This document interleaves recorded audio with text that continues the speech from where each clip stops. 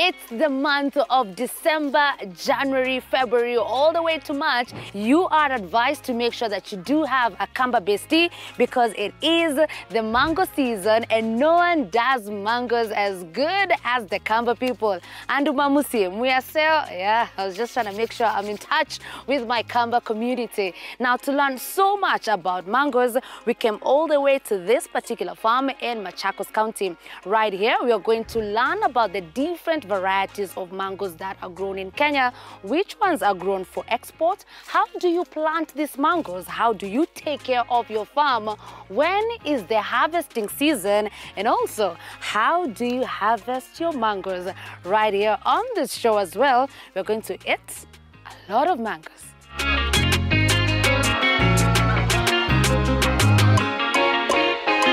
I tell you, ile utamu iko kwa hiyo maembe unaisikia in every body organ. Inaingia inadonjo. But for now, let us speak to our compliance manager and farmer of the day right here in Machakos County. Come along with me. Faji, yes. How are you? Very well. Hii ni smile ya mtu amekula maembe anasikia vizuri. Utamu ya Ukambani. So Fadi, I've learned a new term today. There's something called a compliance manager in agriculture. What is that? What do you do? Well, compliance is more of ensuring that whatever produce we are giving out to the market actually meets the market requirements, right, in terms of regulations and also industry standards. So I learned that ulianza ukulima about 4 years ago and you're just 29. At such a young age, what motivated you to get into the space of agriculture? Well, fresh from school, I had to, relieve the passion I had for agriculture. I had studied agriculture in high school, and also having grown up in a farm, I was like, yeah, why not, So I got an opportunity to work for a company that is in horticulture, and that's what I've been doing, and I love it, and it's awesome. Yeah. Good stuff. Our focus today is going to be on the mangoes, but I'm curious to find out, what other fruits do you major in? Yeah, well, we are dealing mainly with mango. We also have avocado, specifically the Hass variety. We have pineapple, and we also have purple passion. Let us talk about mangoes. Sana naziona huku Kambani, but because you're an expert, specify for us, where do mangoes thrive best? And here we are talking about what type of soil, climatic condition, and also rainfall as well. Well, mango is best suited for low altitude conditions, slightly hotter areas, like these regions of Ukambani. We also have the lower eastern regions in Embu, then the coastal strip. That's where you'll get mango doing very well. But we also have some parts in Rift Valley, parts in Kerio Valley that are also doing mangoes, and it's doing very well. So it's a low altitude crop and it's more of a hot area, very well drained soils. It will tend to do very well in a bit loam and sandy soils. So you want very, very nicely drained soils. And then in terms of rainfall, it doesn't need a lot of rainfall to do very well, because it's more of a desert area crop. So just a bit of 2 months, 3 months rainfall will be enough for mango. Right. Yeah. So sisi tunajua tu na ile ya kupima yetu seasons for mangoes, but because you're an expert, yeah, make us understand the mango season, and is it the same for everyone? Well, it's not the same for everyone. At the coastal region, I think they have two seasons. They have a season that comes around January, February. Then they have another flash season that comes in June, July. But for the eastern region and the lower eastern region, the season will come from October to around February, March. Right. I understand that there are different varieties of mangoes grown across the world. Which ones are the most commonly found in Kenya? Well, we have quite a number, about 12 or so. But the common ones are the apple mangoes, the Ngowe, Kent, Tommy Atkins, Van Dyke, Hayden. It's a whole list. Now you're going to show me the different varieties. Tutajaribu kuona tofauti yake in terms of looks. But I can see in this particular farm, we are focusing on the apple mango. And these are the grafted ones. What advantages does a farmer get going the grafted way? Well, it's an exotic variety, so usually you'll start with an indigenous mango tree as a rootstock, and then you come and graft the apple on top of it. So you want to leverage on the tolerance capacity of the indigenous variety to support the exotic variety. So once you plant it, you can graft the seedling once it's set up, or the others also do top working. So once you have an established tree, you can also top work, right, with the variety that you want to do. Right. Yeah. What advantages would you say are there for that farmer who goes the grafted way? Well, grafted fruit has the benefit of you have an exotic variety that is tolerant to the pest and disease and also the conditions in that area, because it's drawing part of that from the rootstock, the parent tree that had been planted initially. So it's more of it's leveraging on that tolerance ability of the other tree. So it makes it do very well, and you get better yields, which also fetch better prices in the market. All right, so if I'm starting out, I have 1 acre of land. How many mango trees can I grow there? Well, for an acre, we'd recommend you do 50 to 60 trees because of the spacing. Mango will require spacing of around 5 to 6 meters in between because of how the orchard sets up. So as you can see for these trees, you need to ensure that there is adequate space between one tree to the other as it sets up. So that's what we recommend for an acre. And also it depends if you're doing other crops in the orchard, then you have to give a bit more space so you'll have a less population. You might have about 30 to 40 trees. Right. Yeah. So you have given me the option of intercropping. Yeah. When I am intercropping mangoes, what are the suitable crops that I can grow in the same farm as mangoes? Well, for this region, for example, we have people who are doing a bit of beans, others are doing maize. We are seeing cassava. We are seeing, mostly they're doing grasses because they want short-term crops.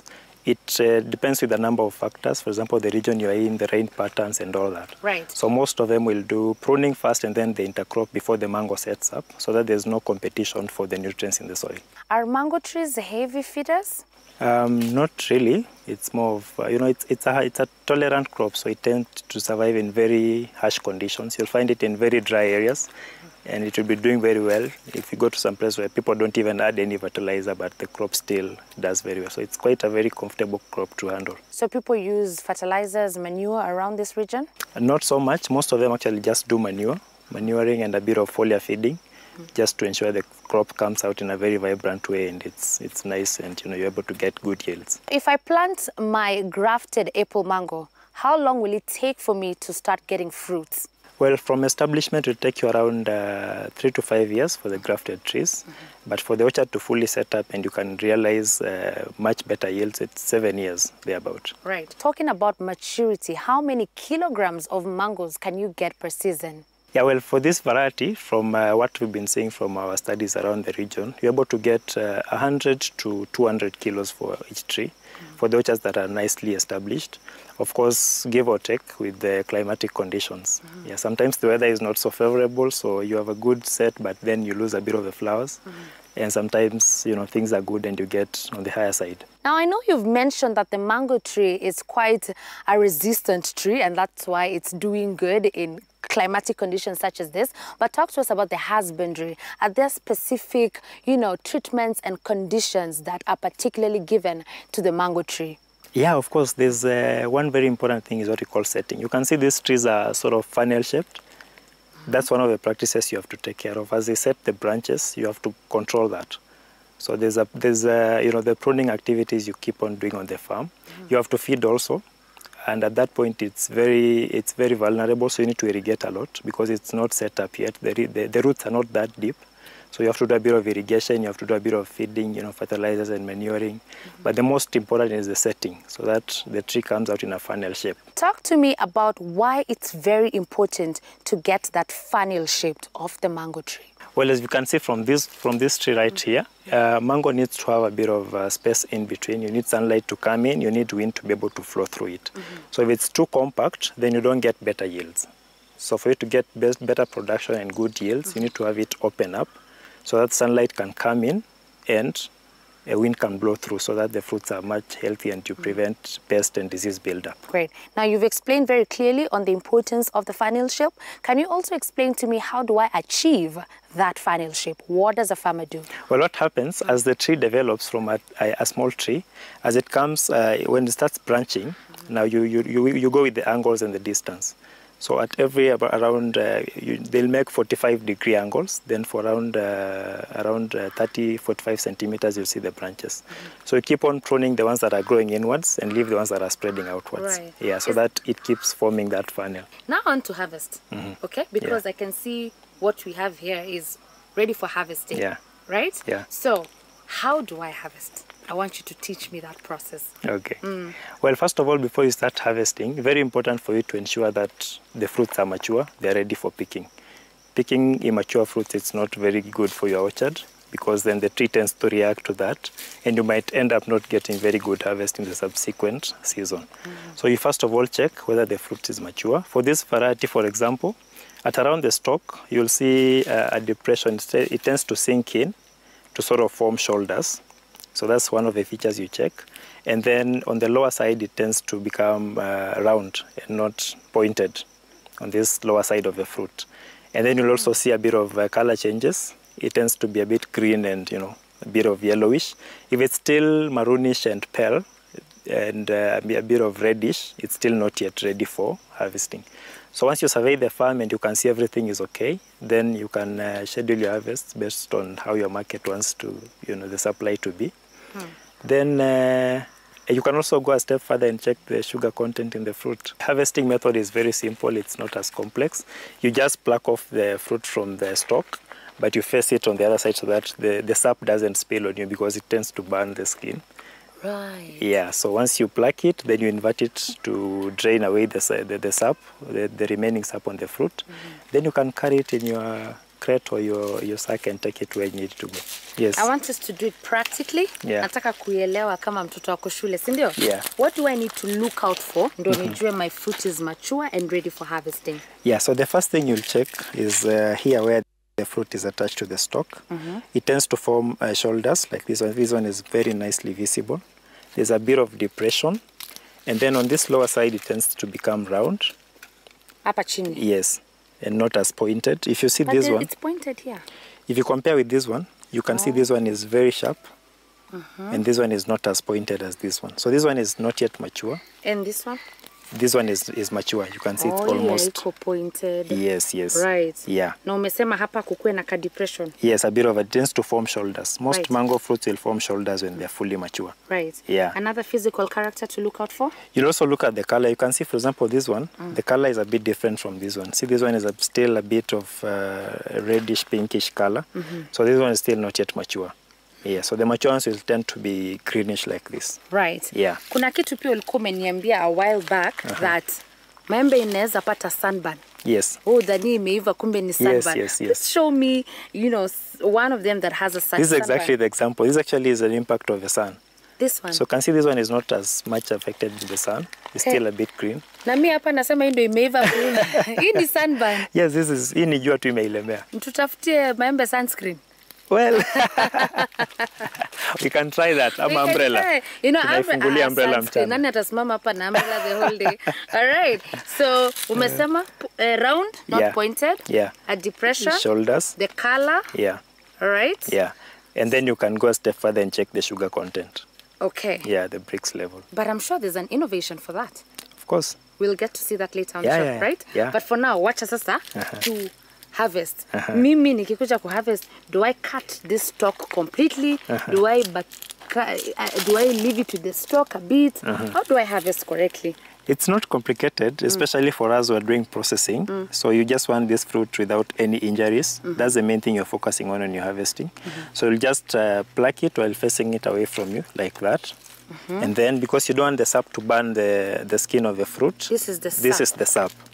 Oh. So you'll just invert it like that, so that it can drain the sap before you can ferry it to where you want to load it. How many minutes do you invert it for? Not long. It's a very short process. When the fruit is mature, it doesn't have a lot of sap. And if I cut it without facing it, umesema away, hivi? It should face away. Hivi? Yes. Nikifanya hivi, ni face? The sap can spill on your skin or into your eyes, and it quite burns. It burns my face? Yes. Initoe soko? Yeah. You'll not enjoy the experience. Soko na mimi nitoke Na wewe soko. utoke soko. So, it has to face away. You face it away from it. That way? Yep. And then we? You invert it to drain the sap. Right. Yeah. So, in case I do not invert it, what effects am I going to see on my mango that will show me hapa kuna shida nilifanya wakati wa harvesting? Well, the sap will tend to, if I can show you from this one, as it drains off, you see like this one, because you had inverted, it's going down. It's not spreading on the skin. But if you leave it like this, as it spreads on the skin, it tends to burn the skin. Right. So on ripening, you might realize you have a lot of waste from the fruit. it's not suitable for processing. We have whites, some dark, very dark spots. Yeah. What is going on? This is what we call sooty mold. It's a condition that's supposed to be controlled earlier on. What happens is the insects that come onto the trees, the ones that are just going up through over the trunk. So they tend to eat on the sap. As they eat on the sap, they secrete starch. So the starch then oxidizes to form this black substance. Right. Yeah. So how does a farmer control this? This through the application of the pesticides mainly, and also we recommend IPM strategies in the farm. Right. Yeah. How often do you need to do that? Well, what we do is we give them a spray program, a very functional spray based on the region they are in. That at this point we want to control insects and all that, and you spray these kinds of pesticides. If you're doing fungal diseases, you spray this. So that's how we try to work with the farmers to ensure that they're getting the right fruit. Right. Fadi, one mature tree can give you so many mangoes. Umeniambia hata 200 kgs? Yeah, you can get 300 to 500 pieces from a tree. Right. Yeah. And I'm imagining that harvesting process can be so tedious. Sisi ushago si tunatupanga tu chini. Mtu wako hapo tunangoja membe unarushia mtu huko chini zinaanguka tunaokota. Because also we want to do it very fast. Yeah. Is it advisable? No, that's not good practice. Because when the fruit is mature, if you throw it down, the impact from the ground will tend to cause injuries to the fruit. And that's one of the things the market doesn't want. Right. You don't want to be sold a mango that is, imepasuka or iko na cuts, things have black, pierced it or anything. Right. So what we do is on every tree you'll have a team of harvesters. Some will go up, some will be down. So as the guys are plucking from up, they'll just hand it over to the guys who are below them. And then the process goes on and on. Right. If the tree is very high, then we recommend using, we have those harvesting nets that we issue to the guys who are harvesting. So they'll pick the fruits, put them in the nets, and then they lower it down using ropes to the guys who are below them. Right. Yeah. Talk to me about the health of this tree. What are some of the diseases that easily or are common when it comes to mango trees? Well, mangoes have a big problem with anthracnose. Anthracnose is a big challenge even in this region, which is a fungal disease. We also have a big issue with pests like fruit fly, but we have, I think in this region we have really done a good job, and we don't have a big problem with the fruit fly at the moment. So those are some of the things that farmers will tend to focus on mostly, because they're the ones that bring a lot of wastage. This is a good example. So for anthracnose, for example, you'll tend to see these black lesions. Mostly will come from around the stalk. So this will be a good indicator of a fruit that is already infested with anthracnose. It's a fungal disease. And then this you can see here, these white things, these are mealybugs, these are pests. So when they come on the fruit, they start to eat into the fruit, trying to eat the sap. And when they produce that starch I was telling that oxidizes is what forms this black substance you can see, the sooty mold. Right. Yeah. And there was the other one, said fly? Fruit fly. Fruit fly. Yeah. What does it do? Well, fruit fly, it's an insect. It just comes and pierces in the fruit, and it lays the eggs inside. So it's a big problem. It's been a big problem for Kenya in the recent past. Actually made us at some point stop exporting fresh fruits. That was between the year? It was around 2018 thereabout. Yeah. Tulifungiwa kabisa. Hakuna kupeleka. We actually self-banned. Skefi is actually illegal. It was a self-ban. Because we can't now ship the wadudu to the other countries because ile unaweza uma ile tu unauma alafu kutane na tuvitu huko ndani. Oh no, that's the fruit. That's the fruit fly. Fruit fly. Yes. So umesema kuna hiyo fruit fly, kuna mealybugs, na kuna hiyo anthracnose. Scientific terms. Anthracnose. Yes. Anthracnose umesema character yake nitaona nini? You'll see these black lesions. Right. Yeah. I want to treat them. I want to be safe. I want to protect my farm from such. Yeah. What can I do? It's a combination of techniques we recommend. And for example, for fruit flies, we advise farmers to use fruit fly traps. We have these Bactrocera traps that will attract the fruit flies, and then you're able to control them in the farm. Right. Yeah. Is that what I'm seeing around? Because we do you have can see some of the that traps. have bottles. Yeah. So that traps, it's specifically for the fruit fly? For the fruit fly. Right. Yeah. Great. Yeah. So once I harvest, nimemaliza kuharvest. Unasema hapa tutamaliza by around March? Yeah, hii by March tutakuwa tumemaliza. Right. Yeah. Is there anything I need to do to my tree after, as now I await the next season? Yeah, what we do is immediately after harvesting is done, now we embark on pruning. Because you want to remove any diseased parts on the tree. You want to remove any branches that are, they're just leafy, they're not really yielding anything. You want to open up the tree also to prepare for the next shoot. As the leaves are coming out, you want them to come out in a very hygienic, very clean environment without pests and diseases. Right. So we do pruning, and then we also spray. Would you say getting into the mango business is profitable to a young person? Tell me some success stories that you have seen from mango farmers, because najua umetembea Yeah. kila mahali Yeah. ukishughulikia. I'll just tell you one thing. I've been with him for like an hour. Simu yake inalia, wakulima wa maembe wanapiga kila mahali. Maybe you can tell me 2 success stories of mango farmers? Yeah, well, I've seen huge impact. You know, for some of the many mango farmers that I've interacted with, especially the ones who are doing it, you know, on a serious scale. You know, not the ones with 1 tree and 2 trees, and it's not even economical, but the ones who have at least an acre and above, doing, you know, you're able to properly manage the orchard. The sprays become economical, you know, the orchard management activities become economical. Also your volumes, you're able to get better volumes, so you'll be able to access better markets, which give you better prices. So far ni nani umeona kona the most number of trees na zilikuwa kama ngapi? Well, I've been to one farm that has around 12,000 trees. No. Yeah. How many acres of land is that? It's about 200 acres. No, na yote imejaa maembe. Yote ni maembe, nothing else growing inside. Na hii mti itakusafu as long ama kuna mali nafikanga sasa meacha kuzaa. No, mangoes stay for so long.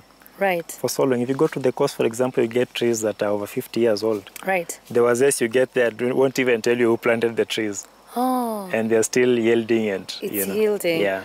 Well, kuna hii maembe tunaita embe dodo na iko na kinyimbo cha coast. Embe dodo. Ndio hiyo inapanda Mombasa? Yeah. Oh, it's a Mombasa thing? Yeah, even here it's there. You'll get a bit here.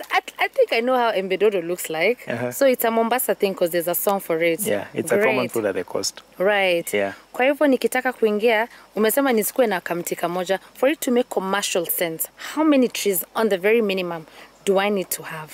Do at least an acre. Do 50 trees. 50 trees. Yeah. Nitapata kakitu You'll get good. during the season. You'll get good returns. You'll see value in it. Do you recommend I go rain-fed or irrigation way? I would recommend rain-fed. Why? It's less investment cost. The cost of doing the orchard will be minimal, you know, compared to irrigation, and also, you know, it will not take much of your time. Fadi, help me because. You know, because of climate change, a lot of conversations from experts are we cannot keep relying on rain-fed agriculture. Yeah. And here you are telling me, you are advising me to do rain-fed for mangoes. I'm a bit lost. Well, in my experience, and most of the farmers I've interacted with, most of them are actually doing just the rain-fed, and they're getting good returns. So for me, looking at it, I'm like, you know, if you go the other extra mile, are you able to get like much better than what they're doing? And for me, at the moment, I feel wouldn't really be very different. What if someone argues that at least with irrigation I'm getting 2 seasons as opposed to 1? That's extra money. Well, it's not that guaranteed. Okay. You know, it's not that. It still depends on very many other factors. Right, if you put it that way. Yeah. All right. Yeah. Thank you so much, Fadi, for speaking to us and helping us understand how I need to set up my mango farm, how I need to take care of my mango farm, and also how we harvest. What a great introductory to mango farming in Kenya, right here in Machakos County with Ferdinand, who is a compliance manager. Now, there's always something new to learn every single day on this show. Now, who knew for mangoes to thrive, they need to be in a funnel shaped? Well, if you thought that's the only thing you're going to be learning on the show today, think again, because later on in the show, we are going to learn about Brix test, which is a process on how you taste sugar level in your mango. So do stick around for that and more. Thank you so much for watching our feature.